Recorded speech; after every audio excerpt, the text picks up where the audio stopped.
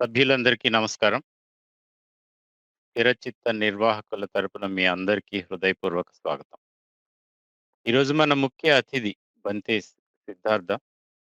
కోపాన్ని జయించటం మాత్రమే కాకుండా, ఎలాంటి పరిస్థితుల్లోనైనా మనస్సును ప్రభావితం కాకుండా ఉంచుకునే శిక్షణ ఎంత ముఖ్యమో తెలియజేస్తూ, ఈరోజు బంతి గారు కోపాన్ని జయించే బుద్ధుని మార్గాలు అనే అంశంపై తమ ధర్మ ప్రసంగాన్ని అందిస్తారు. ముందుగా ధమ్మపాద ఫిలోమత్ సొసైటీ కోఆర్డినేటర్ చైతన్య గారి స్వాగత ప్రసంగంతో ప్రారంభిద్దాం. చైతన్య గారు. అందరికీ నమో బుద్ధాయ. నా పేరు Chaitanya. Dhamma philomath society coordinator గా వ్యవహరిస్తున్నాను. DPS world is so small అంటారు, ప్రపంచం చిన్నది. మొన్న ఈ కొన్ని నెలల క్రితమే ఈ ధమ్మ ఫిలోమత్ సొసైటీ ఇచ్చిన ధమ్మచారి కోర్సు లో ముఖ్యంగా మన ఈ రోజు ధమ్మదేశకులు బిక్కు సిద్ధార్థ గారి ఈ రచించిన ధమ్మచారి సూచనావళి ద్వారా ప్రాథమిక విషయాలు ఎన్నో తెలుసుకున్నాను. ఈ కొద్ది సమయంలోనే ఆయన గురించే పరిచయం చేయవలసిందిగా స్థిరచిత్త బృందానికి నా ధన్యవాదాలు. బిక్కు సిద్ధార్థ బంతే గారు నవంబర్ 1991లో గుంటూరు జిల్లా మాచర్ల దగ్గర ధర్మవరంలో జన్మించారు. చిన్నతనంలో ఆయన ఎన్నో సమస్యలు ఎదుర్కొని పట్టుదలతో విద్యాభ్యాసం పూర్తి చేశారు. ఆ తర్వాత కుటుంబ బాధ్యతలన్నిటినీ పూర్తి చేసుకున్న తర్వాత ఆహ్, ఒక 23 సంవత్సరాల వయసులో విపස්සనా ధ్యానం వైపు ఆయన అడుగులు వేశారు. అలాగే రిషికేష్‌లో యోగా, వేదాంతం, తత్వశాస్త్రాలు అధ్యయనం చేశారు. తర్వాత 2017లో శ్రీలంకకు వెళ్ళే అవకాశం వచ్చింది. అక్కడ నవ్యాన ఆశ్రమంలో బౌద్ధ భిక్షు అభ్యాసం చేశారు. అక్కడే పూర్తిగా బౌద్ధ భిక్షుగా కొనసాగాలని దృఢంగా నిశ్చయించుకున్నారు. ఆ తర్వాత 2020లో భారతదేశానికి తిరిగి వచ్చి ఈ ఎన్నో అనారోగ్య సమస్యల్ని ప్రకృతి వైద్యం ద్వారా అధిగమించి ఈ ధమ్మం బోధించాలనే ఆలోచనతో బుద్ధ వచనం అనే యూట్యూబ్ ఛానల్ ద్వారా ధమ్మదేశన చేస్తున్నారు. ప్రస్తుతము హైదరాబాద్ కేంద్రంగా ధమ్మ వ్యాప్తి చేస్తున్నారు. మనందరికీ భాష ఏదైనా భావం ఒకటే అనేది తెలుసు. కాకపోతే ఆ భావం అర్థం కావాలంటే ఖచ్చితంగా మనం మాట్లాడుకునేవాడు ఫస్ట్. ప్రత్యేకంగా ఆంధ్రప్రదేశ్, ఇక్కడ తెలంగాణలో తెలుగులో బోధించే అతి కొద్ది మంది వ్యక్తుల్లో మనకి సిద్ధార్థ బంతి గారు ఒకరు. ఆయన బోధనలు తెలుగులో చేయటమే కాకుండా ఎన్నో రచనలు చేశారు. నేను ఇందాక చెప్పినట్టుగా బ్రహ్మచారి సూచనావళి, అష్టాంగ మార్గం, గృహస్థు వినయం, పరీత సూక్తాలు ఇట్లాంటివి ఎన్నో చేశారు. పూర్తి వివరాలు కావాలంటే మన చిత్తాన్ని మీరు ఆశ్రయించొచ్చు. వాళ్ళు పూర్తి వివరాలు ఇస్తారు. ఈరోజు ధమ్మదేశన కోపాన్ని జయించటం, కోపాన్ని తగ్గించుకోవటం కాదు, జయించటం బుద్ధుని మార్గాలు.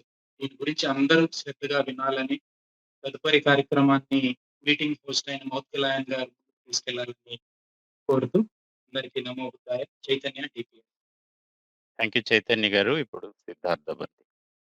నమో తస్స భగవతో అర్హతో సమ్మా సంబుద్దస్స. నమో తస్స భగవతో అర్హతో సమ్మా సంబుద్దస్స. నమో తస్స భగవతో అర్హతో సమ్మా సంబుద్దస్స. అయితే కోపం గురించి మనం చాలా చోట్ల విని ఉంటాము, చదివి ఉంటాము. కానీ త్రిపీఠికలో ఏం చెప్పబడింది అన్న దాని ఆధారంగా ఈరోజు టాపిక్ వెళ్తుంది. ఎందుకంటే నేను సూత్రాల ఆధారంగా తీసుకొని వీటిని చేయడం జరిగింది. ముఖ్యంగా కోపాన్ని జయించడం గురించి భగవానుడు చాలా మార్గాలు, అంటే సహనం గురించి చెప్పారు, ఇంకా ఉపేక్షతో ఉండటం గురించి చెప్పారు. అంటే మార్గాలు చాలా చెప్పారు. బట్ వాటి వల్ల ఉదాహరణకి కోపం అనేది చేతిలో పట్టుకున్న నిప్పు కణిక వంటిది అంటారు. అంటే బాగా మండుతున్న నిప్పుల్ని పట్టుకుంటే మొదట మనకే హాని చేస్తుంది. ఆ నిప్పు కణికల్ని ఎదుటి వాళ్ళ మీద వేయాలి అనుకునే ముందు ఫస్ట్ మనమే దాన్ని పట్టుకుంటాం. అంటే ఈ కోపం అనేది ఆ నిప్పు కణిక లాంటిది అని చెప్తారు. ఇతరుల మీదకు విసిరేలోపే మనల్ని అది కాల్ చేస్తుందని బుద్ధుడు కొన్ని సూత్రాల్లో చెప్పడం జరిగింది. ముఖ్యంగా అంగుత్తర నికాయలో కొన్ని సూత్రాల్లో వస్తుంది. అసలు ముఖ్యంగా కోపం రావడానికి కొన్ని కారణాలు చెప్తారనమాట. కోపం ఎందుకొస్తుందో మనకు తెలిస్తే దాన్ని ఆపడం గూడా మనకి సులువుగా ఉంటుంది. ఓకే. కోపం ఎందుకొస్తుందో తెలిస్తే దాన్ని ఆపడం గూడా సులభమవుతుంది.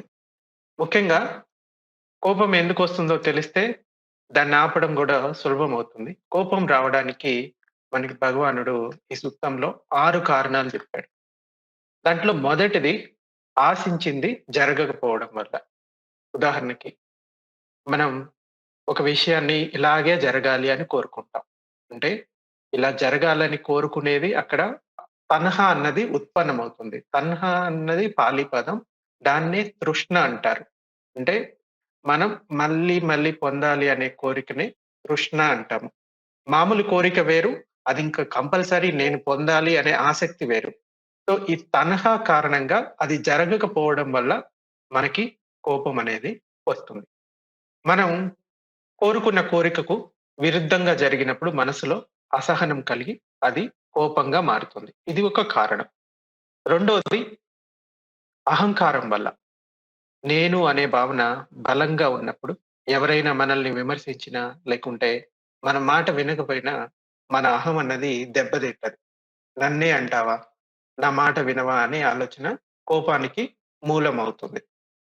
ఇంకా గతానికి సంబంధించిన ఆలోచనల వల్ల అంటే భగవానుడు చెప్పినట్లు ఒక వ్యక్తి మనకు గతంలో చేసిన కీడును పదే పదే తలుచుకుంటాం. దానివల్ల ఆ కోపం రగులుతూనే ఉంటుంది. ఆ సంఘటన ఎప్పుడో జరిగిపోయిన మన మనసులో దాన్ని సజీవంగా ఉంచుకోవడం వల్ల కూడా ఈ కోపం అనేది వస్తుంది. ఉదాహరణకి ఒక వ్యక్తితోటి 10 సంవత్సరాల క్రితం ఎప్పుడో ఒక చిన్న గొడవ జరిగి ఉండవచ్చు. కానీ ఆ 10 సంవత్సరాల తర్వాత గూడా ఆ వ్యక్తిని చూసినప్పుడు మనసులో మాత్రం ఆ గతానికి సంబంధించిన, ఆ కోపానికి సంబంధించిన సంస్కారాలే ఇంకా ఉండటం వలన దాంతో పాటు మన లోపల ఈ కోప సంస్కారాలు ప్రెజెంట్‌లో గూడా ఉండటం వలన అంటే కోపం ప్రెజెంట్‌లో గూడా ఉంది. పాత సంస్కారాలు దాంతో పాటు ఇప్పుడున్న కోపం వల్ల ఆ ఆలోచనలు గతానికి సంబంధించిన ఆలోచనల వల్ల గూడా ప్రస్తుతంలో కూడా మనకి ఈ కోపం వస్తుంది. ఆ 10 సంవత్సరాలు ముందు ఉన్న వ్యక్తి మారిపోయి ఉండొచ్చు. కానీ మనం మాత్రం ఆ విషయాలనే పట్టుకొని ఇలాగే ఉంటాడేమో అని ఒక ఆలోచన చేయడం వల్ల గూడా మన లోపల కోపం వస్తుంది. నాలుగోది ఇతరుల పట్ల అసూయ కారణంగా. అంటే మనకి నచ్చని వారికి, మన శత్రువులకి ఏదైనా మేలు జరిగినప్పుడు అది మనకు నచ్చదు. వాడికి అంత మంచి జరగాల అనే ద్వేష భావం కోపాన్ని కలిగిస్తుంది. వీటన్నిటిని గమనిస్తే మనకి కోపానికి మూలం ఏంటి? మొదటిది తృష్ణ, రెండోది అహంకారం, మూడోది ఎప్పుడో జరిగిన వాటిని తలుచుకోవడం, నాలుగోది జెలసీ అంటే అసూయ. అంటే ఇవన్నీ గూడా మన లోపల ఉన్న చెడు గుణాలే. ఈ కోపం అనేది ఎందుకు కలుగుతుంది అంటే, మన లోపల ఉన్న చెడు గుణాల కారణంగా. ఒకవేళ మన లోపల ఉన్న ఈ చెడు గుణాలను తీసేస్తే, ప్రస్తుతంలో కోపం అనేది మనం జయించగలుగుతాం. ముఖ్యంగా అజ్ఞానం. అంటే విషయాలను ఉన్నది ఉన్నట్లుగా చూడలేకపోవడం. అవిద్య అంటారు పాలీలో అయితే. ఈ అజ్ఞానం కారణంగానే మనం ఈ కోపాన్ని పదే పదే పెంచుకుంటూ పోతాం. అంటే పరిస్థితులను యథాభూతు జ్ఞాన దర్శనంగా చూడలేకపోవడం. ఉన్నది ఉన్నట్లుగా. అంటే ఉన్నది ఉన్నట్లుగా చూడలేకపోవడం అంటే అనిత్యాన్ని చూడలేకపోవడం. ముఖ్యంగా బుద్ధ చెప్పిన ప్రజ్ఞలో 3 రకాలు ఉంటాయి. విలక్షణ అని కూడా అంటారు. అనిత్య, దుఃఖ, అనాత్మ. ఇక్కడ ఈ కోపం గూడా అనిత్యం. ఈ మనసులో కలిగే ఈ ఆలోచనలు కూడా అనిత్యం అని చూడలేకపోవడం వల్ల ఆ కోపం ఇంకా పెరుగుతూ ఉంటుంది. ఇంకా ఎదుటి వ్యక్తి కూడా తన కర్మకు, తన అజ్ఞానానికి బానిస అని మనం గుర్తించలేనప్పుడు వారిపై కోపమొస్తుంది. ఆరోది శారీరక మరియు మానసిక అలసట వల్ల కూడా మనకి కోపమొచ్చే ఛాన్స్ ఉంటది. అంటే మనసు ప్రశాంతంగా లేనప్పుడు, శరీరం అలసిపోయినప్పుడు కూడా చిన్న చిన్న విషయాలకు కూడా చిరాకు, కోపం రావడం అన్నది సహజం. అందుకే భగవానుడు చెప్తాడు. శరీరానికి కూడా కాస్త విశ్రాంతి అవసరం. సరైన ఆహారం. అవి లేకుంటే బయట కారణాలు ఏవి లేకపోయినా గానీ, మన లోపల చిరాకు, కోపం అనేది కూడా ఎక్కువగా రావడానికి వస్తుంది. అంటే కోపం అనేది బయట వ్యక్తుల వల్ల రాదు. మన లోపల ఉన్న ఈ అహంకారం, ఇంకా తృష్ణ, అజ్ఞానం వల్ల కలుగుతుంది. ఎదుటి వ్యక్తి కేవలం దాన్ని ట్రిగ్గర్ చేస్తాడంతే. నిజానికి లోపం మన లోపలే ఉంది. ఎదుటి వ్యక్తి కాదు. ఎదుటి వ్యక్తి ఆ కారణం అంటే ఒక వస్తువుగా మనకి కనబడతారు. కానీ నిజానికి ఆ రియాక్షన్ అన్నది మన లోపలే జరుగుతుంది. ఉదాహరణకి ఒక వ్యక్తి మీ దగ్గరికి వచ్చి ఏదో మాటలు అన్నారనుకోండి. మీకు కోపం వచ్చింది. నిజానికి కోపం ఆ వ్యక్తి వల్ల రాలేదు. మన లోపల ఆ కోపాన్ని జనింపజేసుకున్నాం గాబట్టే వచ్చింది. అంటే యథాభూతు జ్ఞాన దర్శనం మన లోపల లేదు కాబట్టే, అజ్ఞానం చేత ఇదిగో వీడు నన్ను తిట్టాడు అని మనం ఒక మనసులో ఒక ఆలోచన క్రియేట్ చేసుకున్నాం. దాన్నే సంజ్ఞ అంటాము. అన్నిటికి విలువ కట్టేది మనసులోని ఒక భాగం సంజ్ఞ. ఈ సంజ్ఞ ప్రజ్ఞగా ఎప్పుడైతే మారుతుందో, అప్పుడు మన ఈ కోపాన్ని కూడా జయించుకోగలుగుతాం. ఉదాహరణకి ఒక వ్యక్తి వచ్చి మిమ్మల్ని తిడుతున్నారనుకోండి. తిట్టడం లేకపోతే పొగొట్టం అనేది ఎవరు విలువ కడుతున్నారు? అంటే చిన్నప్పుడు 2 సంవత్సరాల వయసులో ఉన్నప్పుడు మీ దగ్గరికి ఎవరైనా వచ్చి మిమ్మల్ని నానా మాటలు అన్నారనుకోండి. అప్పటి వరకు అదసలు తిట్టు అని కూడా తెలీదు. అప్పుడు దాన్ని అంటే విన్నప్పుడు మీ మనసులో ఎటువంటి అంటే సుఖం కలగదు, దుఃఖం కలగదు. కానీ మొదటిసారి విన్నప్పుడు ఎవరో చెప్తారు. ఇగో ఈ శబ్దం వచ్చిందంటే, ఈ మాటలు విన్నావు అంటే, ఇది నీకు కోపాన్ని తీసుకొస్తుంది. అంటే సారీ ఇది నిన్ను తిట్టాడు ఇతడు అని ఆ మాటల్ని మనం స్టోర్ చేసి పెట్టుకుంటాం. అంటే మనకి ఆ విషయాల పట్ల జ్ఞానం లేనప్పుడు, అవి మన మనసులో లేనప్పుడు దాని పట్ల మనకి కోపం రాదు. అంటే 2 సంవత్సరాల వయసులో ఉన్నప్పుడు అసలు అది తిట్టా లేకపోతే పొగడ్తా అనేది మనకు తెలీదు కాబట్టి ఎటువంటి రియాక్షన్ ఉండదు. కానీ పెరిగే కొద్దీ ఆ విషయాల జ్ఞానాన్ని మనమంతా స్టోర్ చేసుకొని పెట్టుకుంటాం. అప్పుడు మళ్ళీ ఆ పదాలు విన్నప్పుడు, ఆ శబ్దాన్ని విన్నప్పుడు మనసులోని ఒక భాగం విలువ కడుతుంది. దాన్నే సంజ్ఞ అంటారు. ఈ సంజ్ఞ విలువ కట్టడం వల్లే ప్రతి దానికి కూడా ఇది కోపము అంటే సారీ ఇది తిట్టాడు, లేకపోతే ఇది పొగిడాడు అనేది విలువ కడతాం. విలువ కట్టగానే ఏమవుతుంది? మనసులో ఈ కోపం అనేది జనిస్తుంది. వెంటనే ప్రతిచర్య సంస్కారాలు మొదలవుతాయి. ఉదాహరణకి ఒక వ్యక్తి వచ్చి మిమ్మల్ని తిడుతూ ఉన్నాడనుకోండి.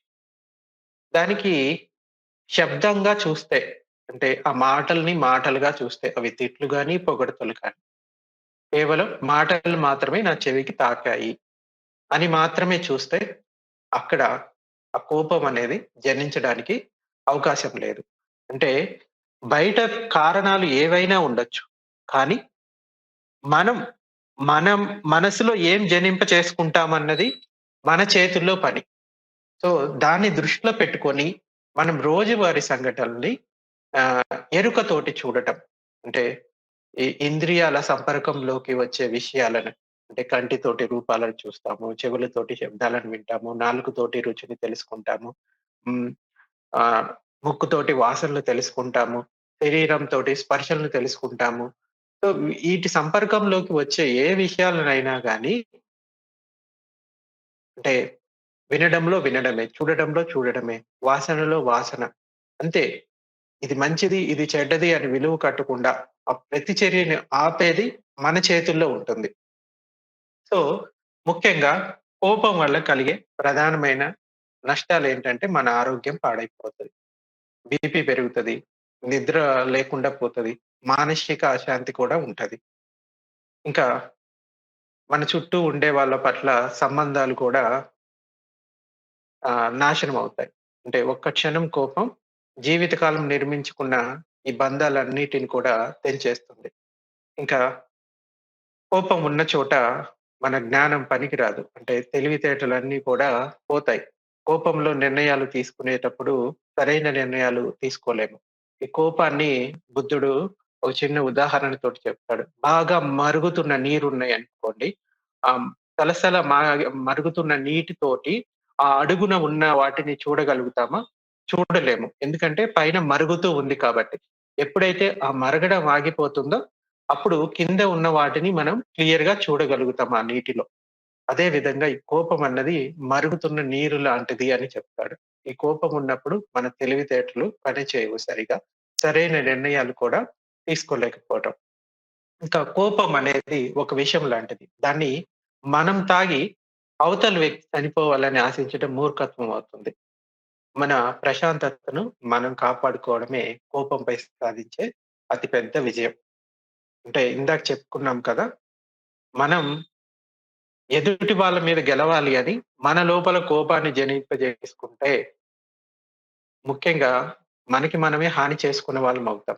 అంటే కోపం అనేది ఒక విషం లాంటిది. మనం తాగి ఎదుటి వ్యక్తి పాడైపోవాలి అంటే అది జరగదు కదా! ఫస్ట్ మనమే పాడైపోతాం. ఇంకా కొన్ని సుత్తాలు ఉన్నాయి. ముఖ్యంగా అక్కోద సుత్తం అంటారు. ఇది 7 రకాల వినాశకరమైన పరిణామాలని మనకి అంటే కోపం వల్ల కలిగే విషయాలను చెప్తుంది. కోపంగా ఉన్నప్పుడు వాస్తవానికి తన శత్రువు తనకు ఏమి చేయలేని అంటే ఏం చేయాలని కోరుకుంటాడో అవన్నీ గూడా ఆ వ్యక్తికి కోపం వల్ల సహజంగానే అవి జరిగిపోతాయి. అంటే ఎదుటి వ్యక్తి మీకు హాని చేయాలనుకుంటే, ఆ కోపాన్ని మీ లోపల తెచ్చుకోవడం వల్ల ఫస్ట్ మీకు మీరే హాని చేసుకుంటారు. అంటే ఎదుటి వాళ్ళకింకా మేలు చేసిన వాళ్ళవుతారు ఈ కోపాన్ని తెచ్చుకోవడం వల్ల. ముఖ్యంగా మొదట జరిగేదేంటి? కోపం వల్ల మీ శరీరంలో ముఖ కదలికలు ఏవైతే ఉంటాయో అవన్నీ గూడా పాడైపోతాయి. అంటే కోపం వచ్చినప్పుడు ఎవరైనా అద్దంలో చూసుకున్నారనుకోండి, అందంగా ఉంటారా? అందంగా ఉండరు. సో, ఎంత అందమైన వ్యక్తి అయినా గాని కోపంలో వికారంగా కనిపిస్తాడు. ఇంకా సుఖం లేకపోవడం. కోపం ఉన్న వ్యక్తి ఎంత మెత్తటి పడకల పైన పడుకున్నా గాని మనశ్శాంతి లేక నిద్రపోలేడు. ఇంకా కోపంలో తీసుకునే నిర్ణయాలు ఆర్థిక నష్టాలకు కూడా దారి తీస్తాయి. అది వ్యాపారంలో కానీ, వృత్తిలో గాని. కీర్తి తగ్గిపోతుంది. సమాజంలో అతనికున్న గౌరవం తగ్గిపోతుంది. ఎందుకంటే ఇతనికి కోపం ఎక్కువ అని అందరూ దూరంగా ఉంటారు. ఇంకా మిత్రులు గూడా దూరమవుతారు. కోపం వల్ల స్నేహితులు, బంధువులు కూడా సహనాన్ని కోల్పోయి విడిపోతారు. కోపం ఉన్న వ్యక్తిని బుసలు కొట్టే పాములాగా హ్మ్, చూడమని బుద్ధ చెప్తారు. అంటే బుసలు కొట్టే పాము దగ్గరికి ఎవరైనా వెళ్తారా? ఎవరు వెళ్లరు.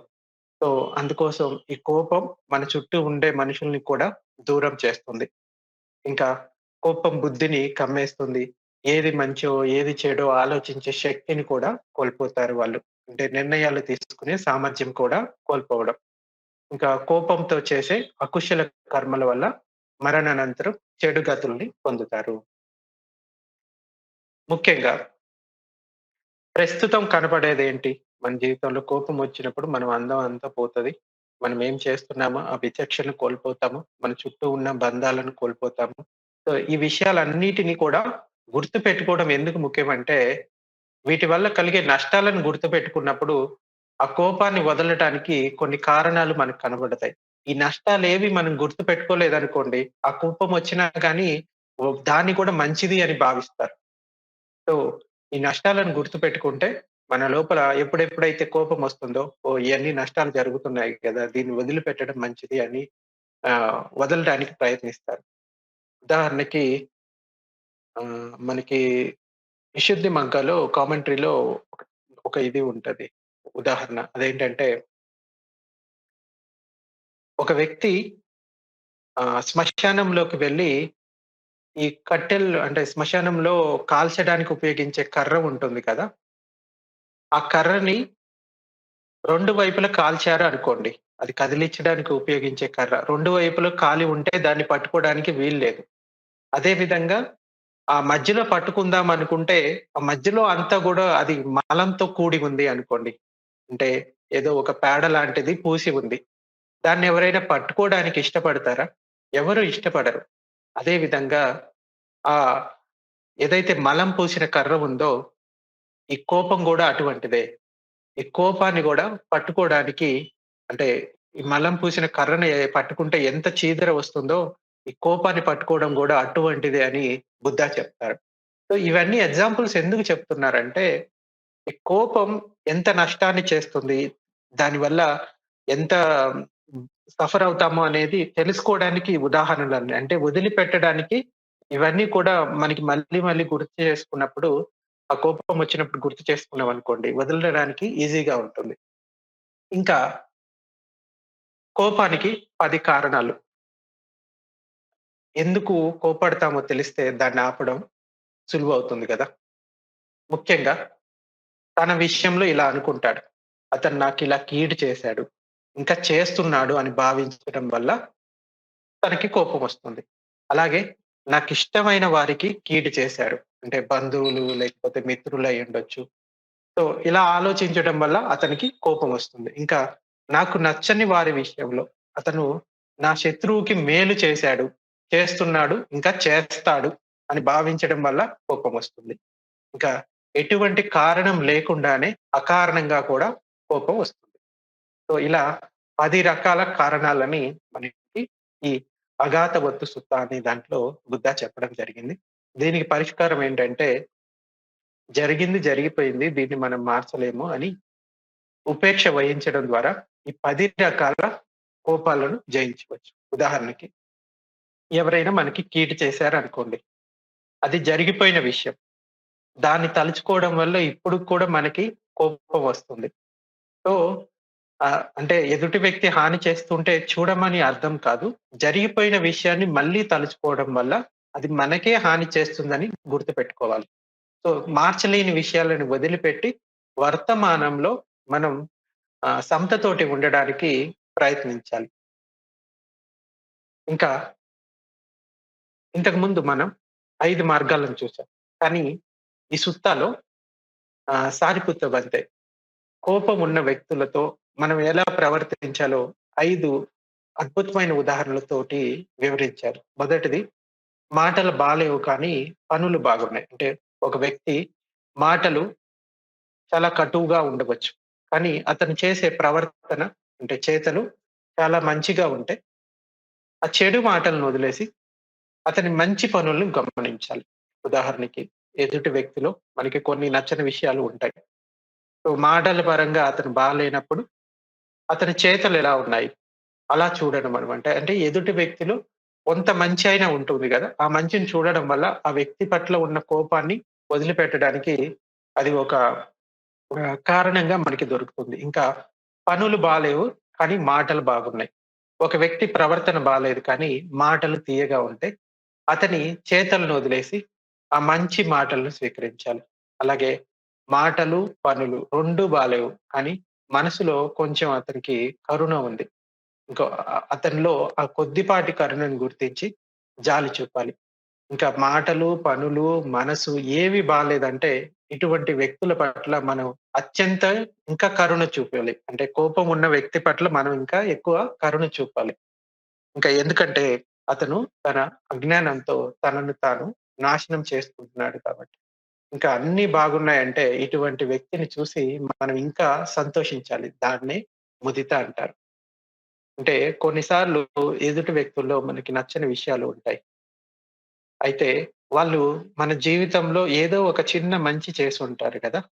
ఆ మంచిని గుర్తు చేసుకోవడం వల్ల వాళ్ళ పట్ల ఉన్న కోపాన్ని మనం వదిలిపెట్టొచ్చు. ఇది ఎదుటి వాళ్ళకి మంచి చేయడానికి కాదు. మనకి మనం మంచి చేసుకోవడానికి చేస్తున్నామనేది గుర్తుపెట్టుకోవాలి. అంటే వాళ్ళ పట్ల మన లోపల కోపాన్ని పుట్టించుకోకుండా ఉండడానికి ఇది చేస్తున్నాం. ఇంకా ఇంకొక సుత్తాలో పర్వత సుత్త కోపాన్ని అదుపు చేసే శక్తిని బుద్ధుడు దీంట్లో పర్వతంతో పోల్చారు. ఎలాగైతే ఒక గొప్ప పర్వతం గాలివానలకు చలించదో, అలాగే ధమ్మ మార్గంలో ఉన్న సాధకుడు ఎదుటి వారి తిట్లకు, కోపానికి చలించకూడదు అని.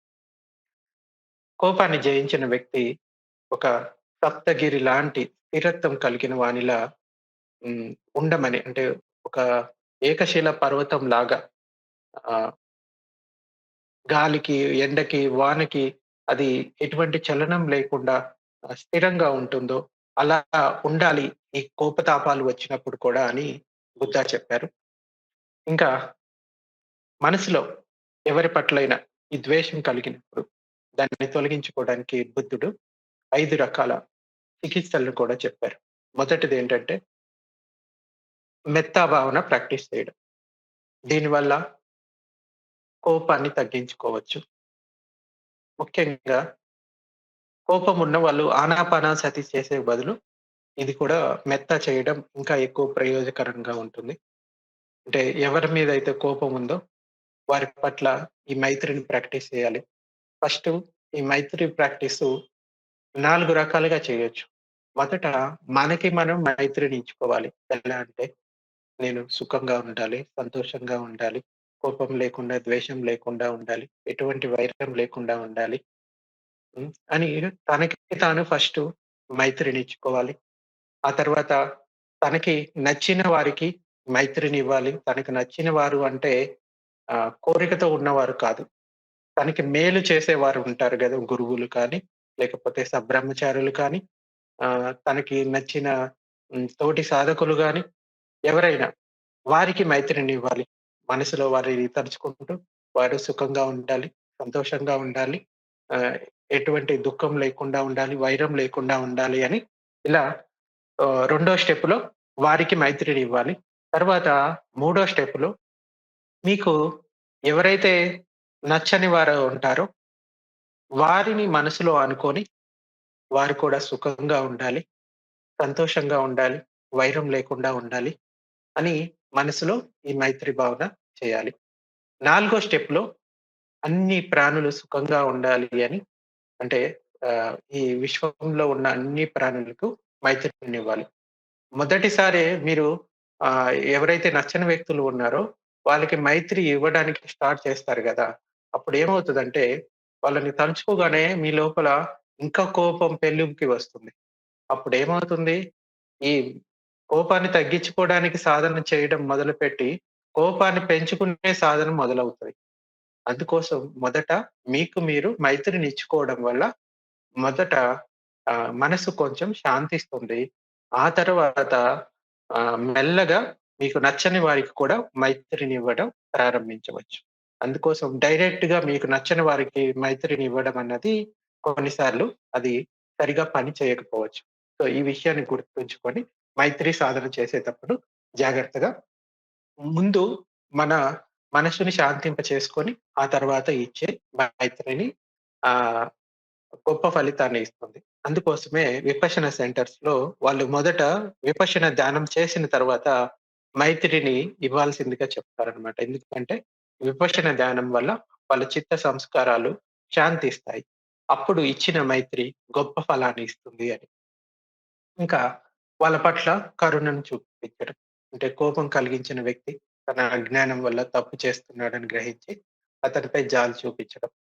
ఇంకా ఉపేక్ష కొన్నిసార్లు పట్టించుకోకపోవడమే ఉత్తమం అన్నమాట. అటువంటి విషయాలని. ఆ వ్యక్తితో వాదనకు దిగకుండా మౌనంగా ఉండటం. ఇంకా కోపం తెప్పించిన విషయాన్ని పదే పదే తలుచుకోకూడదు. అంటే ఎటువంటి విషయాలను తలుచుకుంటే అటువంటియే మనసులో పదే పదే తిరుగుతూ ఉంటాయి గాబట్టి, ఆ కోపాన్ని తెప్పించే విషయాలను వదిలిపెట్టడం మంచిది. దాని గురించి ఆలోచించడం వదిలిపెట్టాలి. ఇంకా చివరగా కర్మ గురించి ప్రత్యవేక్షం చేసుకోవచ్చు.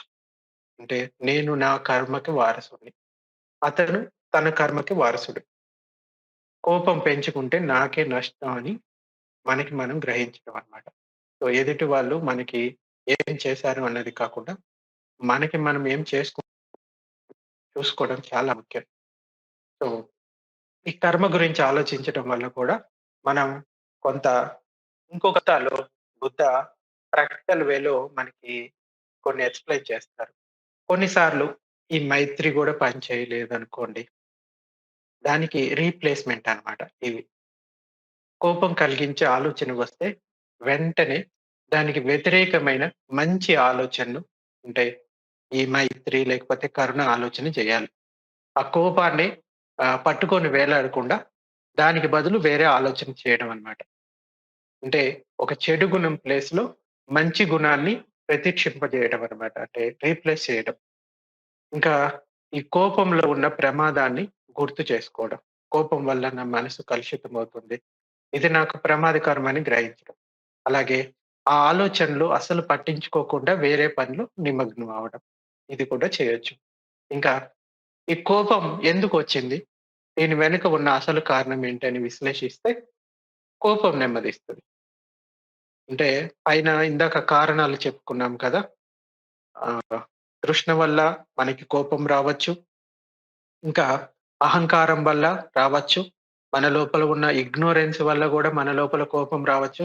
అంటే ఎదుటి వ్యక్తి అన్న మాటలకి కోపం వచ్చిందా? లేకపోతే నా లోపల ఒక నేను అనే దాన్ని బిల్డప్ చేసుకున్నాను. నేను అనే దాన్ని ఎవరైనా ఏదైనా అంటే నాకు కోపం వచ్చిందా అని మనకి మనం విశ్లేషించుకోవాలి. అలా విశ్లేషించుకున్నప్పుడు మన అహంకారం నిజంగా కారణమైతే నా లోపల ఉన్న అహంకారం వల్లే నాకింకా కోపం ఎక్కువైంది అని తెలుసుకొని దాన్ని వదిలిపెట్టడం వల్ల ఆ కోపం అన్నది నెమ్మదిస్తుంది. ఇంకా పైవేవీ పనిచేయనప్పుడు ఇక చెడు ఆలోచన మనసులోకి రాకుండా బలంగా తోసేయడం. ఏ బయట కారణాలు ఏవైనా ఉండని నా మనసులో మాత్రం నేను వీటిని తెచ్చుకోను అని దృఢంగా నిశ్చయించుకోవడం అన్నమాట. సో, కొన్నిసార్లు మనకి నచ్చని విషయాలు జరుగుతూ ఉన్నా వాటిని పట్టించుకోకుండా వదిలిపెట్టడం. సో, అది మీకు మేలు చేస్తుందా లేదా అన్నది చూసుకొని వాటిని వదిలిపెట్టడమే ఉత్తమం అన్నమాట. కొన్ని జాతక స్టోరీస్‌లో కూడా బోధిసత్వుడు తన కోపాన్ని ఎలా జయించాడు అన్నది ఒక చిన్న స్టోరీ ఉంటది.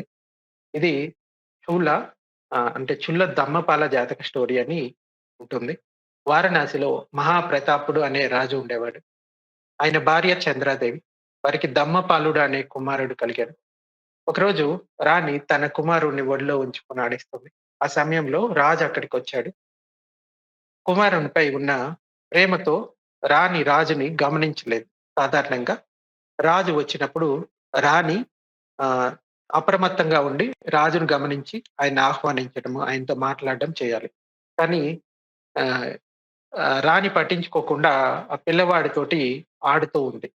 అయితే రాజుకి ఇలా అనిపిచ్చింది. ఈమె నన్ను పట్టించుకోలేదు. హ్మ్. ఎందుకు పట్టించుకోలేదంటే కేవలం పసిపిల్లాడి వల్లే నన్ను అవమానిస్తావా అని వీడు పెరిగి పెద్దవాడైతే ఇంకెంత అహంకారం చూపిస్తాడో అనే ఆవేశంతోటి రాజు కన్న కొడుకు మీదే ఇంత కోపాన్ని ప్రదర్శించాడనమాట. అంటే రాజు అంటే సాధారణంగానే కొంచెం గౌరవం ఇవ్వకపోతే వాళ్ళ లోపల అహంకారం తొందరగా ట్రిగ్గర్ అవుతుంది. సో, అటువంటిది రాణి గూడా గౌరవం ఇవ్వలేదనేసరికి ఆహ్, ఆ కోపం వచ్చినప్పుడు ఎట్లా విచక్షణ కోల్పోతారో అన్నది మనకిదొక ఎగ్జాంపుల్ అన్నమాట. అంటే రాజు తన కోపంతో విచక్షణ కోల్పోయి తన సొంత కుమారుడిని చంపమని ఆజ్ఞాపిస్తాడు. రాణి ఎంత ఏడ్చినా, వేడుకున్నా వినకుండా ఆ పసివాడి చేతులు, కాళ్ళు చివరకు ప్రాణం తీయించాడు. అప్పటికి కూడా బోధిసత్వుడు అంటే ఆ పిల్లవాడు ఎవరైతే ఉంటారో అతడు అత్యంత ముఖ్యమైన హ్మ్. పనిని చేశాడు. ఏంటంటే సహనంతోటి ఉండటం. అంటే చనిపోయే ముందు కూడా ఆ దమ్మపాలుడు తన మనసులో ఇలా అనుకుంటాడు. ఓ దమ్మపాల అంటే తనకు తాను చెప్పుకోవడం అన్నమాట. ఓ దమ్మపాల ఇప్పుడు నీ సహనాన్ని పరీక్షించే సమయం వచ్చింది. నీ తండ్రిపై కోపం పెంచుకోకు. నీ తల్లిపై అతిగా ప్రేమ చూపకు. నిన్ను చంపే వారిపై ద్వేషమొద్దు. అందరి పట్ల సమానమైన మైత్రి భావంతో ఉండు అని తనకు తాను చెప్పుకుంటాడు. అంటే మనం కూడా మన చుట్టూ జరిగే విషయాలు నానా రకాలుగా ఉండొచ్చు. మనకి నచ్చని విషయాలు జరుగుతూ ఉండొచ్చు. కానీ మనకి మనం ఏం చెప్పుకుంటున్నాము? ఎదుటివాడు కొంచెం మా ఏమంటారు ఆహ్, మిమ్మల్ని కాల్చాలని ఒక కాగడాన్ని తీసుకొస్తే దానికి పెట్రోల్ వేస్తున్నామా? లేకపోతే మనం నీళ్లు మన మీద కుమ్మరించుకుంటున్నామా అనేది చూసుకోవాలి. మనం పెట్రోల్ తోటి రెడీగున్నామనుకోండి, ఆహ్, ఇంకా వాళ్ళ మంటకి మనం ఇంధనం ఇచ్చినట్టు అవుతది. అలా కాకుండా మన మనసులో ఓహ్! ఇది వచ్చింది కోపం అనేది నా దాకా వచ్చింది. కానీ నేను దాన్ని తీసుకోవాలా? లేదా? అనేది ఒకసారి ఆలోచించి మనకి మనం నిర్ణయాలు తీసుకోవాలి. ముఖ్యంగా ఈ జాతక కథలో మనం నేర్చుకోవాల్సిన కొన్ని విషయాలున్నాయి. ఆ రాజు గనుక ఒక్క నిమిషం తన కోపాన్ని అదుపు చేసుకోలేక తన వంశాన్ని, ఇంకా సుఖాన్ని తానే నాశనం చేసుకున్నాడు.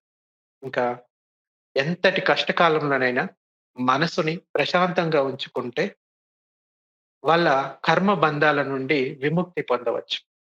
ఇంకా కోపం గుడ్డివాడిని చేస్తుంది. కోపం ఉన్న చోట ధర్మం, న్యాయం ఇంకా ఈ ప్రేమ కనిపించవనమాట. అంచేత కోపం వచ్చినప్పుడు మనం సహనంతోటి, ఉపేక్షతోటి ఉంటున్నామా? లేదా? అన్నది చూసుకోవాలి. అలాగే సందర్భాన్ని బట్టి గూడా ఆలోచించాలి. కోపం ఉంది గదా! అని ఎవరు ఏమి చేసినా నేను అలాగే ఉంటాను అంటే అలా కాదు. ఇక్కడ బుద్ధ చెప్పింది ఎవరు ఏం చేసినా అలాగే ఉండమని కాదు. ఒక జాతక స్టోరీలో ఒక పాము స్టోరీ ఉంటుంది. అదేంటంటే ఒక ఊర్లో ఒక పాముండేది. ఆ పాము ఎంతో బుసలు కొట్టి చాలా మందిని కాటేసి చంపేసేదన్నమాట. అటువైపు వెళ్ళడానికి కూడా మనుషులు భయపడేవారు. ఎందుకంటే అటువైపు వెళ్ళిన వాళ్ళని చాలా మందిని చంపేసిందని భయం. ఒకరోజు ఒక భిక్షువు అటువైపు వెళ్తూ ఈ పాముని చూస్తాడు. చూసినప్పుడు ఈ పాము దగ్గరికి ఎవరైనా వెళ్ళాలి అంటే చాలా మంది భయపడుతూ ఉండేవాళ్ళు. కానీ ఆ భిక్షువు మాత్రం ఎటువంటి భయం లేకుండా దాని దగ్గరికెళ్ళి పక్కన కూర్చున్నాడనమాట. దానికి ఆశ్చర్యమేసింది. "నువ్వెందుకు భయపడలేదు?" అంటే, "నేనెందుకు నిన్ను చూసి భయపడాలి?" అంటాడు. అప్పుడు అర్థమైంది. ఈయన నిజంగా నా మీద ఎటువంటి కోపాన్ని, ద్వేషాన్ని ప్రదర్శించలేదు. ఈయన చాలా మంచివారులాగా ఉన్నారు. ఈయన దగ్గర నుంచి ఏదైనా దమ్మాన్ని నేర్చుకుంటాము అని ఆ పాము అడిగినప్పుడు, "నీ వల్ల ఎంతో మంది చనిపోయారు కదా! అందువల్ల ఇప్పటినుంచి నువ్వు ఈ ప్రాణహింసను వదిలిపెట్టు" అని చెప్తాడు. అంటే ఎవరికీ ఎటువంటి హాని చేయకు, పంచశీలాలను పాటించు అని ఆ పాముకి చెప్పేసి వెళ్ళిపోతాడు. అది కూడా ఈ భిక్షువు చెప్పాడు కదా! నిజమే, నేను పాటిస్తే నా లోపల కూడా మంచి జరుగుతుంది అని. అది అప్పటినుంచి ఎవరికీ కూడా ఎటువంటి హాని చేయకుండా ఉంది. అయితే కొద్ది రోజులు గడిచిపోయాయి. కొద్ది రోజుల తర్వాత ఆ భిక్షువు మళ్ళీ తిరిగి ఆ ప్రాంతానికి వచ్చాడు. ఈసారి ఆ చోటికి వెళ్లి చూస్తే ఈ పాము శరీరం నిండా దెబ్బలు, రక్తం కారుతూ ఉంది. ఆహ్, దాన్ని చూసి ఈయన అడుగుతాడు, "ఏమైంది నీకు? ఇన్ని దెబ్బలెందుకొచ్చాయంటే," "మీరు చెప్పినట్లే నేను పాటించాను. మీరేం చెప్పారు? ఎవరికీ ఎటువంటి హాని చేయొద్దని చెప్పారు గదా! నేను ఎవరికీ ఎటువంటి హాని చేయలేదు. అది అలుసుగా తీసుకొని ప్రతి ఒక్కళ్ళు కూడా నన్ను కొట్టడము, పిల్లలైతే నా తోకతో పట్టుకొని ఆడుకోవడము, ఆ! రాళ్ళతో కొట్టడము, కర్రలతో కొట్టడము ఇలా చేశారు" అంటే, "నేను చెప్పిన దమ్మాన్ని నువ్వు సరిగా గ్రహించలేదని" ఆ భిక్షువు అంటాడు. "నేను నిన్ను కాటు వేయొద్దని చెప్పాను. అంతేగాని బుసలు కొట్టొద్దని చెప్పలేదు. అంటే కాటు వేయడం వల్ల, ఆ విషం వల్ల ఎదుటి వారికి హాని జరుగుతుంది. కానీ బుసలు కొట్టడం వల్ల ఎవరికీ ఎటువంటి హాని జరగదు. అంటే నీ స్వభావాన్ని ఎప్పుడూ వదులుకోకు. నీ స్వభావాన్ని వదులుకున్నావంటే ఏం జరుగుతుంది? ఇలా ఈ పాముని ఎలాగైతే హింసించారో అదే విధంగా జరగొచ్చు." అయితే అప్పుడు చెప్తాడన్నమాట. "నిన్ను కాటేయొద్దని చెప్పాను కానీ, బుసలు కొట్టొద్దు, నీ స్వభావాన్ని వదులుకోమని చెప్పలేదు కదా!" అని చెప్తాడు. అంటే శీలాన్ని పాటించడం అంటే పూర్తిగా ఎవరు ఏది చేస్తున్నా దాన్ని సమ్మతించడం కాదు. దానికి వెనుక ఉన్న ఉద్దేశ్యం ఏంటి? కారణం ఏంటి? తెలుసుకొని ఆ శీలాన్ని పాటించడం అన్నది ఇక్కడ చాలా ముఖ్యం. ఎదుటి వాళ్ళకి హాని చేయకుండా ఉండటం మనం శీలాన్ని పాటించడం. అలాగే మనల్ని మనం రక్షించుకోవడం కూడా ఇక్కడ చాలా ముఖ్యం అన్నమాట. సో, అలాగని మనల్ని మనం రక్షించుకోవడానికి ముందే ఎదుటి వాళ్ళకి హాని చేయమని ఇక్కడ అర్థం కాదు. సందర్భాన్ని బట్టి కొన్ని నిర్ణయాలు తీసుకోవాలి. అలాగే ఆ నిర్ణయాలు తీసుకున్నప్పుడు మన ఉద్దేశ్యం ఏంటి? ఎటువంటి ఉద్దేశ్యం అంటే ఇంటెన్షన్ తోటి తీసుకుంటున్నాం అన్నది కూడా చాలా ఇంపార్టెంట్. ముఖ్యంగా బుద్ధ చేసిన కర్మల కన్నా గూడా, ఆ కర్మ వెనక ఉన్న ఉద్దేశానికి ఎక్కువ అంటే ప్రాముఖ్యత ఇస్తారనమాట. ఏ ఉద్దేశంతోటి చేస్తున్నామన్న దాన్ని బట్టే ఆ కర్మ ఫలం అనేది ఉంటుంది. ఉదాహరణకి మీరు అనుకోకుండా చీకట్లో నడుస్తూ ఉన్నప్పుడు కింద కొన్ని చీమలు పడిపోయి చనిపోయాయనుకోండి. అక్కడ చనిపోవడం అనేది కర్మ జరిగింది. కానీ మీ ఉద్దేశ్యం వాటిని చంపాలని లేదు కాబట్టి అది మీకు పాపకర్మ కిందకి వెళ్ళదు. అదే మీరు చంపాలనే ఉద్దేశంతోటి వాటిని చంపారనుకోండి, అది అకుశల కర్మ కింద అంటే పాపకర్మ కిందకి అవుతుంది. సో, అంచేత ఈ విషయాన్ని గుర్తుపెట్టుకొని మనం రోజువారీ జీవితంలో గూడా కొన్ని విషయాల్లో అంటే పాములాగా మరీ సున్నితంగా ఉండకుండా మన స్వభావాన్ని మనం గుర్తుపెట్టుకోవాలి. ఇంకా ఇంకొక స్టోరీ ఉంటుంది. ముఖ్యంగా బుద్ధా టైంలో కొంతమంది బ్రాహ్మణులు భిక్షువులుగా మారిన సందర్భాలు ఉన్నాయన్నమాట. అయితే ఈ బ్రాహ్మణుడికి వాళ్ళ స్నేహితుడు కూడా భిక్షువుగా మారేసరికి ఈ బుద్ధుడి మీద చాలా కోపమొస్తుంది. కోపమొచ్చి బుద్ధ ఉన్న చోటికి వెళ్లి తిట్టడం మొదలుపెడతాడు. చాలా పెద్ద పెద్ద మాటలతోటి, బూతులతోటి దూషించడం మొదలుపెడతారనమాట. అయితే బుద్ధ మాత్రం అసలేమీ మాట్లాడరు. ఒక 5 నిమిషాల వరకు ఏమీ మాట్లాడరు, కోప్పడరు, ఏం చెయ్యరు. 5 నిమిషాల తర్వాత అంటే ఈ పెద్ద మనిషి ఎవరైతే తిడుతూ ఉన్నారో ఆయన 5 నిమిషాల తర్వాత అలసిపోయి ఉన్నప్పుడు బుద్ధుడు ఆ బ్రాహ్మణుడిని ఒక చిన్న ప్రశ్న అడుగుతారు. బ్రాహ్మణ, నేనొక చిన్న ప్రశ్న అడుగుతాను. నీకు తెలిస్తే సమాధానం చెప్తావా అంటే, మీరడగండి. నాకు తెలియనిదా? నేను వేదాల్లో పండితుడిని. నాకు తెలియని జ్ఞానమా? మీరడగండి నేను చెప్తాను అంటే, ప్ర చిన్న ప్రశ్న, సాధారణ ప్రశ్న. ప్రశ్నేంటంటే, బ్రాహ్మణ, నీ ఇంటికి ఎప్పుడైనా పండగలు జరిగినప్పుడు స్నేహితులు, బంధువులు వస్తూ ఉంటారా అంటే, ఆ! వస్తూ ఉంటారు. అయితే వారొచ్చినప్పుడు నువ్వు వారికేమైనా పిండి వంటలు లేకపోతే బహుమతులు ఇస్తూ ఉంటావా అంటే, అవును ఇస్తాను అని బ్రాహ్మణుడు చెప్తాడు. అయితే ఒకవేళ వారు నువ్విచ్చే ఆ బహుమతులను తీసుకోకపోతే, అప్పుడు అవి ఎవరి దగ్గరుంటాయి? అంటే ఆ బ్రాహ్మణుడు ఇలా చెప్తాడు. అదేముంది వాళ్ళు తీసుకోకపోతే అవి నా దగ్గరే మిగిలిపోతాయి. అయితే బుద్ధుడు ఇలా చెప్తాడు. బ్రాహ్మణ, నువ్విప్పుడు నన్ను తిట్టిన తిట్లు, లేకపోతే చూపించిన కోపం అనేవి కూడా నీవు నాకు ఇస్తున్నటువంటి బహుమతులే. కానీ నేను వాటిని స్వీకరించడం లేదు. నువ్వు ఇచ్చిన బహుమతిని నేను తీసుకోనప్పుడు, ఆ తిట్లు అన్నీ కూడా నీ దగ్గరే ఉండిపోయాయి కదా! అవి నీకే చెందుతాయి. అప్పుడు ఈ మాట ఇనగానే ఆ బ్రాహ్మణుడికి తన తప్పు తెలిసొస్తుందనమాట. ఇంత చిన్న విషయాన్ని ఎలాగా మర్చిపోయానా అని ఆ జ్ఞానం కలిగి అతడు కూడా భిక్షువుగా మారిపోతాడు తర్వాత. తర్వాత అర్హంతుడవుతాడు కూడా. అంటే జీవితంలో మనకి నచ్చని విషయాలు చాలా జరుగుతూ ఉంటాయి. మనం ఏం చేస్తాము, అన్నిటిని కూడా అంటే వాళ్ళు ఎటువంటి బహుమతులిస్తే వాటిని స్వీకరిస్తాము. స్వీకరించిన తర్వాత మనమే బాధపడతాం. స్వీకరించాలా వద్దా అన్నది మన చేతుల్లో ఉంటుంది కదా! ఇప్పుడు ఈ బ్రాహ్మణుడు ఎవరైతే ఉన్నారో అతను వచ్చి తిట్టడం మొదలుపెట్టాడు. కానీ బుద్ధ దానికి ఎటువంటి రిప్లై ఇవ్వలేదు. అంటే ఆ బహుమతిని తీసుకోలేదు. ఆ తిట్ల బహుమతిని. తీసుకొని ఉంటే అంటే బుద్ధ వెంటనే "నువ్వు నన్నెందుకు తిడుతున్నావు? నువ్వు నా తప్పేం లేదు" అని వాదించలేదు బుద్ధ ఎప్పుడు. బుద్ధ శాంతంగా ఓకే. ఇతడు వచ్చాడు. ఇతడు తిట్టడం మొదలుపెట్టాడు. అప్పుడు బుద్ధ శబ్దాన్ని శబ్దంగానే గ్రహించాడు. ఇది తిట్లు అని గ్రహించలేదు. సో, మనం కూడా ఈ బహుమతులను స్వీకరించకపోతే ఎవరైతే తీసుకొని వచ్చారో ఆ బహుమతులు వాళ్ళ దగ్గరే ఉంటాయి. సో, మనం తీసుకుంటే మనమవుతాయి. మనం తీసుకోకపోతే ఎవరైతే తీసుకొచ్చారో వాళ్ళ దగ్గరే ఉండిపోతాయి. అంటే కోపంతో ఎదుటి వారిని బాధ పెట్టాలనుకుంటే అది తిరిగి తనకే నష్టం కలిగిస్తుందనేది ఆ బ్రాహ్మణుడికి అర్థమయ్యి బుద్ధుడిని శరణు కోరుతాడు. సో, ఇటువంటి సందర్భాలు చాలా ఉంటాయి బుద్ధ టైంలో. కొంతమంది బుద్ధుడిని నిందించడానికి, తిట్టడానికి లేకపోతే వాదించడానికి వచ్చి బుద్ధుడు చెప్పిన విషయాలు విన్న తర్వాత వాళ్ళు బుద్ధుడిని శరణు పొందిన సందర్భాలు చాలా మనకి కనపడతాయి. అయితే ఎవరైనా మనల్ని కోపగించుకున్నప్పుడు, ఆ కోపాన్ని స్వీకరించాలా వద్దా అనేది మన చేతుల్లోనే ఉంటది. మనం రియాక్ట్ అవ్వకపోతే ఆ కోపం ఎదుటి వారి దగ్గరే ఉండిపోతుంది. నిశ్శబ్దంగా, ప్రశాంతంగా ఉండటం వల్ల ఎదుటి వారి కోపాన్ని మనం నిర్వీర్యం చేయొచ్చు. ఆలోచించకుండా ఆవేశపడటం రియాక్షన్. ఆలోచించి నిలకడగా ఉండటమే మన రెస్పాన్స్ అన్నమాట. అంటే రియాక్షన్. స్పందనగా ఉండాలి.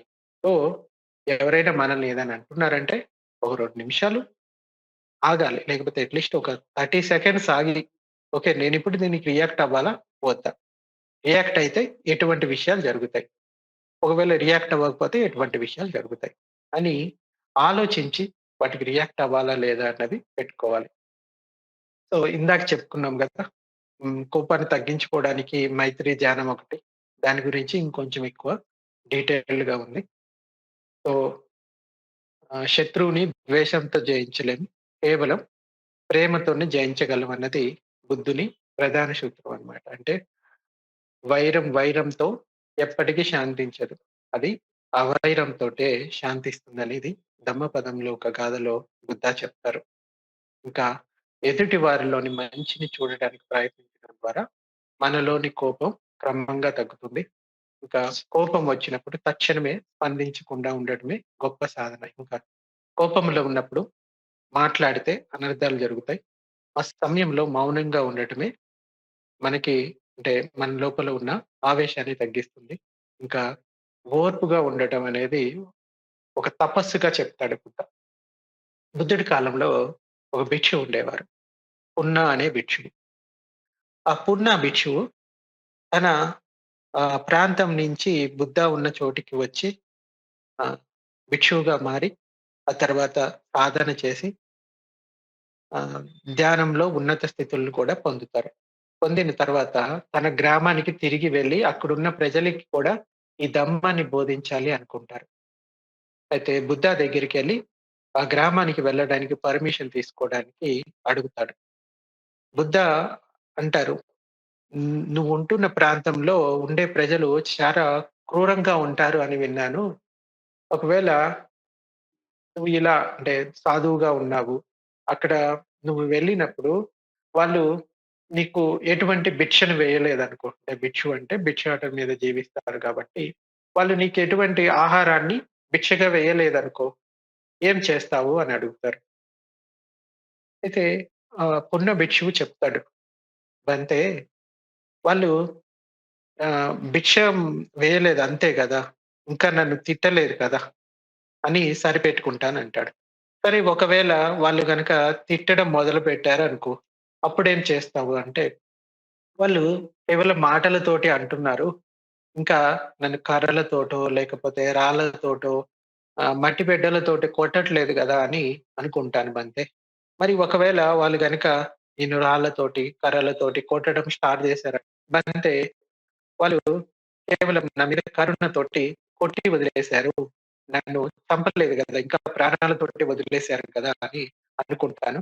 అప్పుడు గూడా వాళ్ళ పట్ల నాకు కరుణ, దయ మాత్రమే ఉంటుంది అని అంటాడు. అయితే ఒకవేళ నేను గనక ఆయుధాలతోటి, కత్తులతోటి పొడిచి చంపారు లేకపోతే నేను చంపేశారు అనుకో, అప్పుడేమనుకుంటాము అంటే, అంటే కొంతమంది భిక్షువులు వాళ్ళ మరణం కోసం ఎదురు చూస్తూ ఎవరైనా మమ్మల్ని హ్మ్. అంటే మరణం కోసం ఎదురు చూస్తూ ఉంటారు గదా! సో, ఆహ్, వాళ్ళు నాకు ఆ మరణాన్ని ప్రసాదించారు అని నేను అనుకుంటాను. సో, ఎటువంటి ప్రయత్నం లేకుండా ఆ మరణం నాకు వచ్చింది అనుకుంటాను. అప్పుడు గూడా వాళ్ళు నాకు మేలు చేసిన వాళ్ళే అవుతారు అని అంటే ఎటువంటి మనకి నచ్చని ప్రతిఘటన చేసే విషయాలు జరిగిన మన మనస్సులో ఈ ద్వేషం లేకుండా ఉండటం ఎలాగా అని చూసుకోవడానికి అంటే సహనంతో ఉండడానికి ఈ పున్నా స్టోరీ అనేది మనకి చాలా ఉదాహరణగా ఉంటుంది. అప్పుడు బుద్ధ చెప్తారు. "సాధు సాధు పున్నా నువ్వక్కడ వెళ్ళడానికి సరైన వ్యక్తివే" అని చెప్తారు. వెళ్ళిన తర్వాత ఒక వర్షావాసం అక్కడ గడిపిన తర్వాత, ఆ వర్షావాసం 3 నెలల్లోనే అక్కడ 1000 మంది సాధకులు ఈ ధర్మంలో ప్రతిష్ఠితులవుతారు. అంటే ధమ్మం ప్రభావం అటువంటిది. సో, కోపాన్ని కోపంతోటి ఎప్పుడు జయించలేము. అది ప్రేమతోటే జయించగలము అనేది మనకి ఇక్కడ స్పష్టంగా బుద్ధ చెప్తాడు. ఇంకా విపశ్యన సాధన ద్వారా కూడా ఈ కోపాన్ని మనం అదుపులో పెట్టుకోవచ్చు. ఎలాగంటే మనస్సులో కోపం ఉదయించినప్పుడు దాన్ని గమనించడం. అంటే జరుగుతుంది. కోపం వచ్చినప్పుడు ఆ మార్పులని అలాగే అంటే ఆహ్, కోపం వచ్చినప్పుడు ఏం జరుగుతుంది? మొదట గుండె వేగంగా కొట్టుకుంటుంది. తర్వాత శ్వాస కూడా చాలా ఫాస్ట్‌గా ఉంటుంది. అది గమనించి శారీరక కదలికల్ని మనం శాంతింపచేసినట్లయితే ఆ కోపం కూడా మెల్లగా తగ్గుతుంది. అలాగే నాకు కోపమొస్తుందని గుర్తించిన క్షణమే ఆ కోపం తన శక్తిని కోల్పోవడం ప్రారంభిస్తుంది. దీనికి ముఖ్యమైన టూల్ ఏంటంటే మైండ్‌ఫుల్‌నెస్. ఎరుకతోటి ఉండడం. మన మనసులో కలిగే ఆలోచన ఉండడం. ఆ కోపం వచ్చిందని మనకు తెలియకపోతే వెంటనే రియాక్షన్ వస్తుంది. అంచేత ఎరుక అన్నది చాలా ముఖ్యమైనది. అలాగే అనిచ్చే భావన చేయడం వల్ల కూడా ఈ కోపాన్ని తగ్గించుకోవచ్చు. ఈ ప్రపంచంలో ఏది శాశ్వతం కాదు. మనకు కోపం కలిగిన కోపం కూడా శాశ్వతం కాదు. కోపం కలిగించిన వ్యక్తి, ఆ పరిస్థితి మరియు ఆ కోపం అన్నీ మారిపోయాయని గ్రహించడం వల్ల కూడా మనసు ప్రశాంతత పొందుతుంది. ఆ నెగెటివ్ శక్తి తిరిగి మనకే చేరుతుంది. కోపం అనేది ఒక విషయం లాంటిది.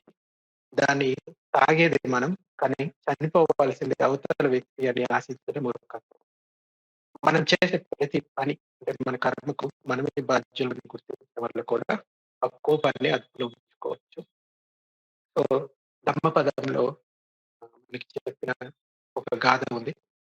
కోపాన్ని శాంతితో జయించు. చెడుని అంటే మంచితో జయించు. లోభాన్ని అంటే పిసినారితనాన్ని జ్ఞానంతో జయించు. అబద్ధాన్ని సత్యంతో జయించు అని చెప్తాడు. ముఖ్యంగా దీన్ని ఎలా అప్లై చేసుకోవాలి? కొన్ని ఎగ్జాంపుల్స్ కూడా ఇక్కడ ఉన్నాయి. కోపం వచ్చినప్పుడు తక్షణం స్పందించడం సహజం ఉంటుంది. కానీ మనకి భగవానుడు చెప్పిన ఈ కంతి అంటే ఓర్పు, సహనం అంటారు. ఈ సహనాన్ని గనుక మనం ప్రాక్టీస్ చేస్తే గనక ఆ కోపాన్ని జయించొచ్చు. అంటే ఎవరైనా మిమ్మల్ని విమర్శించినా, లేకుంటే కోపం తెప్పించినా వెంటనే సమాధానం చెప్పకండి. కనీసం ఒక 10 సెకన్లు ఆగండి. 3 సార్లు కొంచెం లోతైన శ్వాసలు తీసుకోండి. ఒక చిన్న విరామం మీ మెదడుని ఆవేశం నుండి వివేకం వైపు మళ్లిస్తది. అంచేత అప్పుడే రియాక్ట్ అవ్వకుండా కాసేపు ఆగి, ఆ తర్వాత ఆలోచించి మీరు రియాక్ట్ అవ్వడం అలవాటు చేసుకోండి. ఇంకా శ్వాసను గమనించడం. అంటే కోపం కేవలం మనసులోనే కాదు, శరీరంలో కూడా కనిపిస్తుంది కాబట్టి గుండె వేగంగా కొట్టుకోవడం, ముఖంలో ఉన్న కదలికలు మారిపోవడం, ఎర్రపడడం ఇదంతా జరుగుతుంది కదా! కోపం వస్తుందని గమనించిన వెంటనే మీ దృష్టిని ముక్కుకు అన్న దగ్గర అంటే ఆ శ్వాసపై ఉంచండి. నాకు కోపం వస్తుందని మిమ్మల్ని మీరు హెచ్చరించుకోండి. ఇలా గమనించడం వల్ల కోపం ఈ అనిచ్చే భావాన్ని కూడా ప్రాక్టీస్ చేయడం వల్ల మనకి కోపం అనేది తగ్గిపోతుంది. కోపం వచ్చిన క్షణం కూడా, ఈ క్షణం కూడా గడిచిపోతుందనుకోండి. 5 నిమిషాల క్రితం ఉన్న కోపం ఇప్పుడుండదు. రేపు అసలు గుర్తుండదు కూడా. ఈ విషయాన్ని గుర్తుంచుకుంటే కోపాన్ని వదిలేయటం సులభమవుతుంది. అలాగే మిత్తాభావాన్ని కూడా రోజు ప్రాక్టీస్ చేయడం. మనం కోపాన్ని పోవాలి అనుకుంటే పోదు. కోపానికి బదులు మనం ఈ ప్రాక్టీస్‌ని అంటే ఒక చెడు గుణం మన లోపల ఉంది. ఈ చెడు గుణం పోవాలి అనుకుంటే పోదు. చెడు గుణం ప్లేస్‌లో మంచి గుణాన్ని పెంచుకుంటూ పోతే, ఆ మంచి గుణం యొక్క శక్తి అంటే కోపానికి అపోజిట్ ఏంటి? మైత్రి. ఈ మైత్రి గుణాన్ని మనం పెంచుకుంటూ పోతే, ఈ కోపానికి ఉన్న శక్తి అన్నది తగ్గుతుంది. అలా కాకుండా నా లోపల కోపం రాకూడదు అనుకుంటే, కోపం ఎక్కడికి పోదు. అప్పటికప్పుడు మీకు బదులు మీరు మైత్రిని ప్రాక్టీస్ చేసినప్పుడే ఆ కోపం యొక్క శక్తి అన్నది తగ్గుతుంది. అందుచేత ప్రతిరోజు అట్‌లీస్ట్ ఒక 30 మినిట్స్, ఒక 6 మంత్స్ ప్రాక్టీస్ చేయండి. ఈ లవింగ్ కైండ్‌నెస్ మెడిటేషన్. ఆ తర్వాత రిజల్ట్ చూడండి. బయట పరిస్థితులు ఎలా ఉన్నా గాని మీ లోపల ఆహ్, రియాక్షన్ అనేది తగ్గిపోతుంది. ఇంతకుముందు చిన్న చిన్న విషయాలకే కోపం కలిగించేది. ఇప్పుడు అంత ఇబ్బంది పెట్టకపోవచ్చు. సో, అందుచేత ఈ చెడు గుణం ఉన్న ప్లేస్‌లో మంచి గుణాన్ని పెంచుకుంటే, ఆ చెడు గుణం యొక్క శక్తి తగ్గిపోతుంది. అప్పుడు మీ మనసులో ఈ చెడు గుణాల స్వభావం కూడా ఎదుటివారి శత్రువులుగా కాకుండా అజ్ఞానంతో బాధపడుతున్న వ్యక్తులుగా చూడండి. ఈ కోపం వచ్చినప్పుడు రోజుకు కనీసం 5 నిమిషాలు ఈ మైత్రి భావన ప్రాక్టీస్ చేయండి. అందరూ సుఖంగా ఉండాలి. అందరూ శాంతంగా ఉండాలని ధ్యానం చేయండి. ఇది మీ మనసులో కోపానికి తావు లేకుండా చేస్తుంది. ఎవరి మీదైనా కోపం వస్తే మనసులో వారికి మంచి జరగాలని కోరుకోండి. ఇందాక చెప్పాను గదా! 4 స్టెప్స్‌లో చేయాలి మెత్త భావన. డైరెక్ట్‌గా మీకు నచ్చిన వాళ్ళ పైన మొదట చేయకూడదు. అది ఇంకా మీ లోపల కోపాన్ని పెంచుతుంది. ఇంకా ఈ కర్మని కూడా మళ్ళీ మళ్ళీ ప్రత్యక్షం చేసుకోవడం వల్ల కూడా మన లోపల ఉన్న కోపాన్ని తగ్గించుకోవచ్చు. ముఖ్యంగా మీరు నీరు అవ్వండి. మరొక నిప్పు కణిక కాదు అని మనకి బుద్ధ ఒక సూక్తంలో చెప్తారు. సో, ఇది ఈరోజు ప్రవచనం. ఇంకా క్వెషన్ అండ్ ఆన్సర్స్ ఏమైనా ఉంటే అడగొచ్చు. థ్యాంక్ యూ బంతి. మన జీవితానికి అత్యంత ఉపయోగకరమైన ఈ అంశం గురించి అమూల్యమైన ధర్మ బోధనకు బంతికి చిరచిత్త సభ్యుల తరపున హృదయపూర్వక ధన్యవాదాలు. బంతిజీ మీ వీడియో ఆన్ చేస్తారా? హ్మ్. థ్యాంక్ యూ బంతి. సో, సభ్యులు దయచేసి ప్రశ్నలు చాట్ విండోలో టైప్ చేయండి. బంతి, హాని లేని కోపం పర్వాలేదా? కోపాన్ని జయించటానికి, అలాంటి కోపాన్ని కూడా జయించటానికి మేము ప్రతిరోజు చేయగల సరళమైన సాధనలేమిటి? ఇంటెన్షన్ ముఖ్యం. ఇప్పుడు ఉదాహరణకి బుద్ధ ఒక సూత్రాలు చెప్తారు. 'అభయ్ రాకుమార సూత్ర' అని ఒకటుంటుంది. ఒక హ్మ్. రాజు వచ్చి అడుగుతాడన్నమాట. మీరు భిక్షువుని తిడుతూ ఉంటారంటుందా? మరి మీకు కోపం ఉంటుందంటే మీరు అర్హంతులు కాదు. అర్హంతులైతే మీకు కోపం ఉండదు కదా! అని అభయ్ రాకుమారుడు అంటే నిఘంటునాథ పుత్రుడి శిష్యుడన్నమాట అతను. నిఘంటునాథుడు అంటే ఎవరో తెలుసు కదా! మహావీరుడు. మహావీరుడి శిష్యుడు. ఓకే. అభయ్ రాకుమారుడు బుద్ధుడిని అడుగుతారు. మీరు భిక్షువుల పట్ల కోపం ఉందంటే మీరు అర్హంతులు కారు. మరి కోపం ఎలా చూపిస్తున్నారంటే బుద్ధ ఎగ్జాంపుల్ చెప్తారు. అంటే మనకి రోజువారీ జీవితంలో గూడా మరి కొంతమందిని మరీ సున్నితంగా ఉంటే ఎలాగా పనులవుతాయి అనుకుంటారు గదా! ముఖ్యంగా మన ఇంటెన్షన్ ముఖ్యమనమాట. అందుకే బుద్ధ ఎగ్జాంపుల్ ఏంటంటే ఇంట్లో చిన్న పిల్లలు ఉంటారు గదా! ఆ చిన్న పిల్లలు ఏదైనా తినకూడనిది నోట్లో పెట్టుకున్నప్పుడు మీరేం చేస్తారు? అలాగే వదిలేస్తారా? లేకుండా వాళ్ళని బలవంతంగా అయినా వాళ్ళ నోట్లో ఉన్నదాన్ని బయటికి తీస్తారా? ఏం చేస్తారు?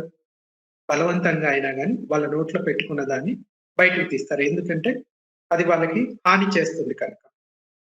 అదే విధంగా మనం ఎదుటి వాళ్ళకి చెప్పేటప్పుడు మన మనసులో ఉన్న ఇంటెన్షన్ ఏంటి? కోపంతోటో, లేకపోతే పగతోటి చేస్తున్నామా? లేకపోతే వాళ్ళకి బయటికి కఠినంగా మాట్లాడినా లోపల ఇంటెన్షన్ ఎలా ఉంది అనేది మనం చూసుకోవడం చాలా ఇంపార్టెంట్. అందుకని కొన్నిసార్లు ఇప్పుడు ఉదాహరణకి భిక్షువుల మొనాస్ట్రీస్‌లో కూడా కొంతమంది వినని జూనియర్స్ ఉంటారు. వాళ్ళ పట్ల కొన్నిసార్లు కఠినంగా ప్రవర్తించాలి. అది వాళ్ళకి మేలు చేయాలనే తప్ప, వాళ్ళకి కీడు చేయాలని కాదు కదా! సో, ఇంటెన్షన్‌ని బట్టి మన ఫలితాన్ని నిర్ణయించుకోవాలి. థ్యాంక్ యూ బంతి.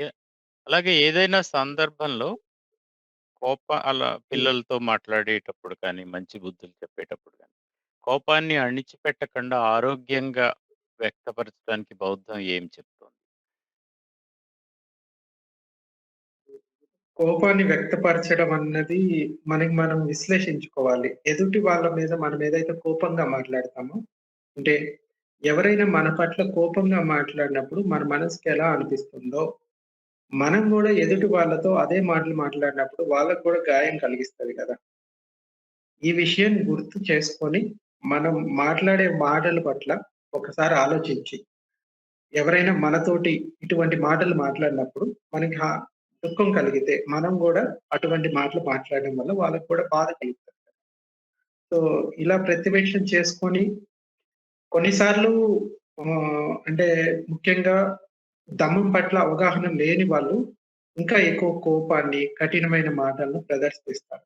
దమ్మం మనసులో ఉన్నవాళ్ళు ఒక క్షణం ఆలోచిస్తారు. ఒకవేళ ఆ క్షణంలో కోపంగా మాట్లాడినా, ఆ తర్వాత తను చేసిన తప్పుని రియలైజ్ అయ్యి హ్మ్. తన తప్పుని తెలుసుకొని భవిష్యత్తులో మళ్ళీ జరగకుండా చూసుకుంటానని అనుకోని, ఎదుటి వాళ్ళని మనసు నొప్పించి ఉంటే గనక వాళ్ళకి వెళ్లి క్షమాపణ కూడా ఆహ్, చెప్పడం వల్ల ఇతని మనసులో ఉన్న పశ్చాత్తాపం తొలగిపోతది. సో, కోపంగా మాట్లాడమనైతే దమ్మం చెప్పదు. కోపాన్ని వదిలిపెట్టమని చెప్తది.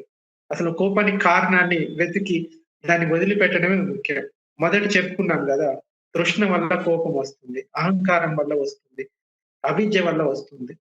ఈ కారణాలను వెతకాలి. మనం అసలు ఆ కోపం ఎందుకొస్తుంది అని. అప్పుడే మనకి సమాధానం దొరుకుతుంది. థ్యాంక్ యూ బంతి. ఒక 2 ప్రశ్నలున్నాయి బంతి. చాలామంది ఆహారానికి, కోపానికి సంబంధం ఉంటుందని అనుకుంటారేమో మరి. మన టీవీడీ గారు అడుగుతున్నారు, కోపానికి, ఆహారానికి సంబంధం ఎలా ఉంటుంది అని అడుగుతున్నారు బంతి. అలో ఆహారంతో సంబంధం ఉంటుందంటారా? కొన్ని సార్లు మరీ విపరీతంగా ఆహారం తీసుకున్నప్పుడు ఎరుకపోతుంది కొంతమంది. అంటే బద్ధకం ఇది ఇది వస్తుంది గదా! వివేకం పోతుంది. అంతేగాని ఈ ఆహారాన్ని తీసుకుంటే ఇలా ఉంటారు అనేది అలాగైతే ఏమీ లేదు. అట్లాగనుకుంటే భిక్షువులు భిక్షాటన మీద ఏది దొరికితే అది ఆహారాన్ని తింటారు కదా! అక్కడ ఎటువంటి ప్రత్యేకమైన ఆహారం అనేది లేదు కదా! మరి అటువంటప్పుడు వాళ్ళకి కోపం రావాలి కదా! సో, ఇవన్నీ పైన కారణాలు వెతుక్కోవడమే. నిజానికి ఆహారానికి దీనికి పెద్ద సంబంధం ఉండకపోవచ్చు. కానీ ఆహారం పట్ల వాళ్ళకి ఎటువంటి స్పష్టమైన అవగాహన ఉంది. కొంతమందికి నచ్చని ఆహారాలు ఉంటాయి గదా! అటువంటి వల్ల ఏదైనా కోపం వచ్చే సందర్భం ఉంటదేమో కానీ, సాధారణంగా ఆహారం వల్ల కోపం వస్తుందంటే అదైతే కాదు. ఎందుకంటే భిక్షువులు ఏ ఆహారం అంటే ఆ ఆహారం తింటారు గదా! కోపం అనేది మన మనసులో వచ్చే ఒక ఆలోచన. సో, అది శరీరం మీద ప్రకటింపజేయాలా లేదా అన్నది అదుపు చేయాలన్నది మన లోపలనే ఉంటది. థ్యాంక్ యూ బుద్ధ బంతి. ఒక ఎగ్జాంపుల్ చెప్తుంది. 2 బాణాల ఉపమానం అని. మొదటి బాణం గుచ్చుకుందనుకోండి, అదైతే మనకి తెలుస్తుంది ఆ బాణం. కానీ ఆ రెండో బాణాన్ని మనం గుచ్చుకోవాలా లేదా అన్నది మన చేతుల్లో ఉంటది. మొదటి బాణం ఏంటంటే బయట నుంచి వచ్చిన హ్మ్. ఏదైనా ఒక బాణం మనకి శరీరానికి గుచ్చుకోవడం అన్నమాట. అంటే శారీరక గాయం. అయితే రెండో బాణం ఏంటంటే మన మనసులో దాని పట్ల ఉన్న రియాక్షన్. అంటే దానికి దుఃఖపడాలా లేదా అన్నది మన చేతుల్లో ఉంటది. ఆ రెండో బాణాన్ని గుచ్చుకోవాలా లేదా అన్నది మనం నిర్ణయించుకున్న దాన్ని బట్టి ఉంటుంది. సో, బుద్ధ ఏం చెప్తారంటే, ఆ 2 బాణాన్ని మీరు గుచ్చుకోకండి. మొదటి బాణం అంటే బయట వ్యక్తులు ఎలా ఉండాలనేది మన చేతుల్లో లేదు కదా! సో, మనం ఎలా ఉండాలి అనేది మన చేతుల్లో ఉంటుంది. ఎలా రియాక్ట్ అవ్వాలి అని. థ్యాంక్ యూ బంతి. చివరి ప్రశ్న బంతి. మరొక శ్రోత అడుగుతున్నారు, కోపం వస్తే వెంటనే నియంత్రించాలా? లేక కేవలం కేవలం గమనించాలా? ఏం చేయాలి చెప్పండి అని నియంత్రించడం అంటే కొన్నిసార్లు మరీ ఎక్కువగా ఉన్నప్పుడు అది హాని చేయకుండా ఉండడానికి నియంత్రించాల్సొస్తది. కొన్నిసార్లు నా లోపల కోపం అనే స్వభావం ఉందని గుర్తిస్తే సరిపోతుంది. నాకు కోపం వచ్చిందనే బదులు నా లోపల ఈ కోప స్వభావం ఉంది అని ఉండటం చాలా ముఖ్యం. నాకు కోపం వచ్చిందంటే నేను కోపంగా మారిపోతాను. అలా కాకుండా నా లోపల ఈ కోపం అనే ఒక ఆలోచన కలిగింది. ఈ స్వభావం నా లోపల ఉంది అంటే దాన్ని నేను నాదిగా పట్టుకోను. కేవలం స్వభావం ఉంది అని మాత్రమే తెలుసుకుంటా. థ్యాంక్ యూ అగైన్ బంతి. మరి విత్ యువర్ పర్మిషన్ మరొక చిట్ట చివరి ప్రశ్న బంతి. Interesting question. ఈ దేశంలో బౌద్ధం క్షీణించటానికి క్షమాగుణం ఎక్కువగా ఉండటం వల్లనే హైందవ ధర్మం నాశనం చేస్తుంది అనిపిస్తుంది. దీనిపై మీ అభిప్రాయం తెలుపండి. హ్మ్. దానికి బయట కారణాలు అలా కనపడి ఉండొచ్చు. బట్ దీనికొక ఎగ్జాంపుల్ చెప్తాను బుద్ధ లైఫ్‌లోది. మీరే సమాధానం వెతుక్కోవచ్చు. ఉదాహరణకి బోధిసత్వుడిగా ఉన్నప్పుడు సిద్ధార్థుడు, ఇంకా దేవదత్తుడు. దేవదత్తుడు ఒక కొంగని బాణంతోటి కొడతాడు. ఆ బాణం దానికి తగిలి కింద పడి ఆహ్, గాయమవుతుంది. అయితే సిద్ధార్థుడు దాన్ని గమనించి దాని పట్ల దయతోటి దానికి కొంచెం ఆ గాయాన్ని మాన్పింపచేసి ఆ రోగాన్ని నయం చేయడానికి సహాయం చేస్తాడు. అంటే దాని పట్ల కరుణ చూపిస్తాడు. ఆ తర్వాత ఈ దేవదత్తుడు ఏం చేస్తాడు అంటే, ఆ కొంగని నేనే కొట్టాను కాబట్టి అది నా సొంతం అని అంటాడు. కానీ సిద్ధార్థుడు ఏమంటాడు, దాన్ని నేను కాపాడాను కాబట్టి అది నా సొంతం అంటే నేను దానికి బాధ్యత తీసుకుంటాను అంటాడు. అయితే ఇప్పుడు ఆ కొంగని చూడండి. అది ఇప్పుడు బాణం కొట్టిన వాడి దగ్గరికి వెళ్తుందా? లేకపోతే దాన్ని కాపాడిన వ్యక్తి దగ్గరికెళ్తుందా? అంటే కరుణ చూపించిన వ్యక్తి దగ్గరికి వెళ్ళడానికి ఇష్టపడుతుందా? లేకపోతే దాన్ని గాయపరిచిన వాళ్ళ దగ్గరికి వెళ్ళడానికి? సో, మన లోపల దయ, కరుణ, ఈ మైత్రి, ఈ గుణాలే మనల్ని మనం మనిషిగా ఉండడానికి ఉపయోగపడుతుంది. అంతేగాని బయట ఈ కోపానికి కోపాన్ని చూపిస్తాను, రక్తానికి రక్తాన్ని చిందిస్తాను అంటే అది ఎప్పటికీ అవ్వదు. సో, అందరిని మనం మార్చలేకపోవచ్చు. మనల్ని మనం మార్చుకోవచ్చు కదా! సో, బౌద్ధం వెళ్ళిపోవడానికి చాలా కారణాలు ఉండొచ్చు. ఇప్పుడు తేవడానికి కూడా మనం కారణాలు వెతుక్కోవచ్చు కదా! బౌద్ధం ఎందుకెళ్ళిపోయింది అనేది పక్కన పెడితే, ఇప్పుడు బౌద్ధాన్ని మనం ఎలా తీసుకురాగలుగుతాం అన్న దాని మీద దృష్టి పెడితే బాగుంటది. అంటే నా అభిప్రాయం అది. సో, అంతే మరి మన రోజువారీ అట్లా పనులు చేసుకునేటప్పుడు లైక్ కోపాన్ని ప్రిటెండ్ చేయటం అలా అలా వ్యక్తీకరించటం కూడా ఆహ్, చేయకూడదంటారా? ఎలా నియంత్రించాలి దాన్ని? ఇందాక చెప్పిన ఎగ్జాంపుల్ ఉంది కదండీ! ఒక చిన్న పిల్లవాడు ఏదైనా తినకూడనిది నోట్లో పెట్టుకుంటే ఏం చేస్తారు? బలవంతంగా అయినా తీస్తారు కదా! అదే విధంగా మీరు ఎదుటి వాళ్ళ పట్ల గట్టిగా మాట్లాడడం తప్పు కాదు. మీ మనసులో ఉండే ఇంటెన్షన్ చాలా ముఖ్యమనమాట. సో, కొన్నిసార్లు గట్టిగా మాట్లాడాల్సొచ్చినప్పుడు మాట్లాడాలి. ఆ పాముది ఉదాహరణ చెప్పాను కదా! మీకు గుర్తుంది కదా! పాము ఉదాహరణ ఏంటి? పాము స్వభావాన్ని వదిలిపెట్టకూడదు. బుసలు కొట్టే స్వభావం. అదే విధంగా మీరు మరీ సున్నితంగా ఉంటారు, మిమ్మల్ని ఏదైనా చేయొచ్చు అన్నది కాదు. మీరు మీ మనసులో కోపాన్ని, ద్వేషాన్ని పెట్టుకోవడం వల్ల మీకు హాని కలుగుతుంది. దాన్ని లేకుండా చేసుకోవడానికి మీరు ప్రయత్నించాలి. So, yes. అది ఎదుటి వాళ్ళకి హాని చేసే ఉద్దేశ్యం మీ లోపల నుంచి తీసేయాలి.